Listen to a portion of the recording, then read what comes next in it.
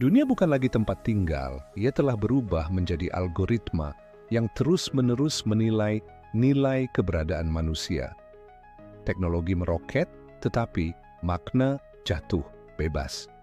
Kota-kota yang dulu dibangun untuk mempertemukan, kini memisahkan. Dan dalam kebisingan digital, muncul satu sinyal samar.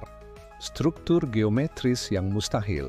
Leon, seorang peneliti, sekaligus jurnalis, mulai nelusurinya. Leon tidak mencari berita, ia mencari penebusan.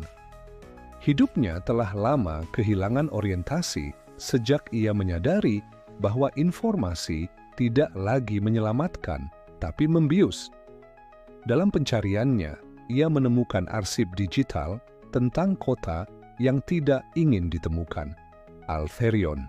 Kota ini tidak eksis dalam ruang biasa. Ia berada di antara dimensi, di persimpangan frekuensi dan kesadaran. Tidak bisa dicapai dengan kendaraan atau GPS, hanya melalui penyesuaian getaran batin. Leon memutuskan melakukan perjalanan, bukan sebagai penyusup, tapi sebagai pencari. Di tengah padang kosong yang tak terpetakan, ia menemukan dirinya memasuki zona diam, di mana waktu terasa mengambang dan pikiran menjadi satu-satunya pemandu. Altherion bukan kota, ia adalah organisme. Ia tidak dibangun dari batu atau baja, tapi dari cahaya, niat, dan kesadaran kolektif. Bangunannya bersifat morfik, seperti kristal hidup yang tumbuh dan berdenyut seiring napas warganya. Menara-menara transparan menjulang, dililit tanaman bioluminesen, dan di sekelilingnya sungai-sungai udara mengalir pelan, membawa makhluk hidup transparan berbentuk pita yang berfungsi sebagai penyaring energi kosmik. Jalan-jalan Altherion seperti jalur foton yang menyala lembut di bawah kaki setiap langkah. Tidak untuk berjalan, tetapi untuk menyelaraskan getaran jiwa. Awan-awan buatan mengalir di langit artifisial yang berevolusi mengikuti emosi kolektif kota. Cahaya tidak datang dari matahari, tetapi dari jalinan serat energi yang menari di antara struktur, menciptakan ilusi aurora dalam siang abadi. Tak ada pemerintahan, tak ada agama, tak ada uang. Semua diatur oleh prinsip resonansi etik. Gagasan bahwa setiap tindakan menimbulkan riak di seluruh jaringan kehidupan. AI di sini bukan alat kontrol, tapi perpanjangan dari intuisi manusia. Mereka hidup sebagai suara dalam pepohonan, gema di sungai, atau pola dalam angin. Setiap makhluk di kota ini, baik biologis maupun sintetik, memahami satu bahasa universal. Emosi murni yang dikodekan dalam pola cahaya dan suara. Teknologi adalah cermin spiritual. Rumah bukan sekadar tempat tinggal, tapi ruang peluruhan ego. Bangunannya dapat berubah menjadi taman, ruang meditasi, atau proyeksi mimpi bersama, tergantung kehendak dan kebutuhan batin penghuninya. Waktu tidak linier, ia berdenyut mengikuti kesadaran kolektif. Kota memiliki denyut jantungnya sendiri, frekuensi lembut yang beresonansi dengan planet, seakan menyanyikan ulang nada purba yang pernah hilang. Namun kedamaian tidak berarti stagnasi. Dengan kedatangan Leon, sesuatu mulai bergeser. Kota mulai memproyeksikan bayangan lama. Retakan muncul dalam arsitektur mentalnya. Beberapa menara cahaya berubah menjadi kolom gelap, seperti kristal rusak. Warga Altherion merasa tidak seimbang. Kota yang dibangun atas dasar keheningan itu terganggu oleh narasi dunia lama. Eksistensi yang butuh validasi eksternal, bukan keseimbangan internal. Di luar dimensi, pemerintah dunia lama mulai panik. Laporan mimpi kolektif tentang kota bercahaya menyebar. Anak-anak mulai menggambar simbol aneh dalam tidur. Satelit gagal membaca wilayah yang tadinya kosong. Mereka menyebutnya anomali kognitif global.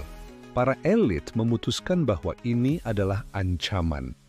bukan karena Alterion menyerang, tapi karena ia membuktikan bahwa ada bentuk keberadaan yang lebih tinggi dari kapitalisme, militerisme, dan kontrol. Proyek Iron Membrane diaktifkan. Ini adalah teknologi eksperimental yang mampu menembus dimensi melalui resonansi kasar. Pasukan elit dikirim dilengkapi AI tempur dan exosuit kesadaran tinggi. Namun, sesampainya mereka di Alterion, semua menjadi tidak relevan. Waktu melarut, identitas terurai. Beberapa dari mereka menyatu dengan elemen kota menjadi arsitektur. Yang lain bertransformasi menjadi frekuensi penyembuh. Pemandangan berubah, exosuit yang dulu menyeramkan kini melayang sebagai patung cahaya di udara, mengalun perlahan seperti perenungan abadi. Leon menyaksikan semuanya dari pusat resonansi kota. Ia tahu, ini bukan perang, ini adalah refleksi. Dunia lama tidak bisa menghancurkan Alterion, karena kota ini bukan tempat, ia adalah kesadaran. Dalam ruang tak terbatas itu, Dewan Resonansi muncul. Bukan figur, tapi pola pikir yang muncul dalam pusaran cahaya berwarna biru-hijau.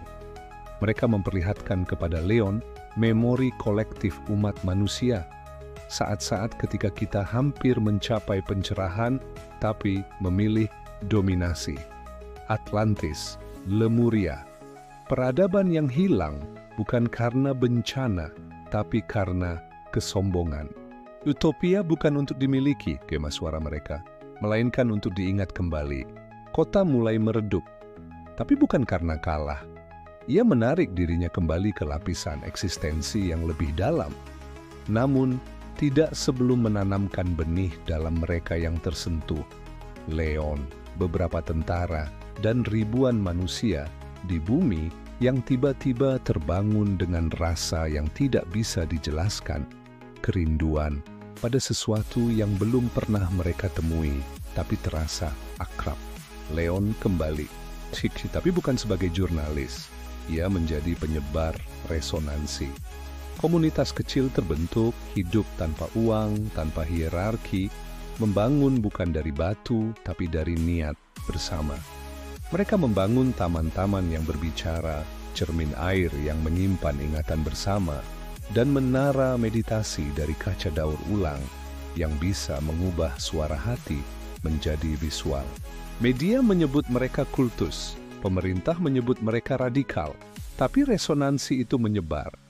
Di tengah kota-kota lama yang bising, muncul oasis keheningan.